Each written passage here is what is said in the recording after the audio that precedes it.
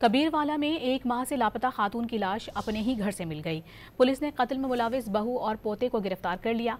मानवाला के रिहायशी इरशाद ने पुलिस थाना सिटी में दरखास्त दी कि उसकी दादी एक माह से लापता है और उसके पास सोने की बालियां और 15,000 रुपए की रकम भी है।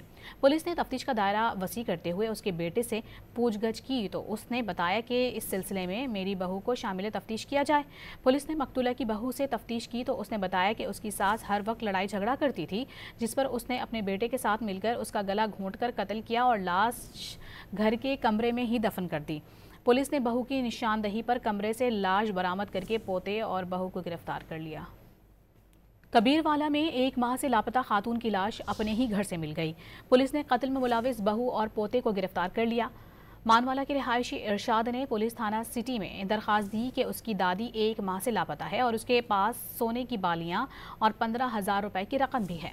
पुलिस ने तफ्तीश का दायरा वसी करते हुए उसके बेटे से पूछगछ की तो उसने बताया कि इस सिलसिले में मेरी बहू को शामिल तफ्तीश किया जाए। पुलिस ने मकतूला की बहू से तफ्तीश की तो उसने बताया कि उसकी सास हर वक्त लड़ाई झगड़ा करती थी, जिस पर उसने अपने बेटे के साथ मिलकर उसका गला घोंटकर कत्ल किया और लाश घर के कमरे में ही दफन कर दी। पुलिस ने बहू की निशानदही पर कमरे से लाश बरामद करके पोते और बहू को गिरफ्तार कर लिया।